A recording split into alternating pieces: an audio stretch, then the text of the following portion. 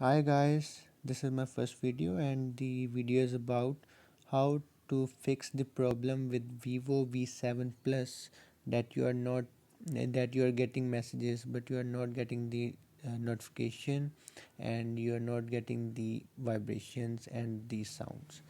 So let's start the video. Okay, here you can see right now I have the messages, and when you go to settings, go to the status bar and notification. Here you can, while scroll down, you will see messages. Just click on messages. There's a button of remind. You can see here, yes, remind.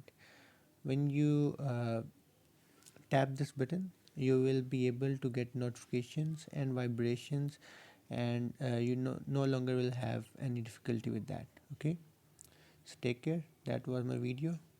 Great day. Bye bye.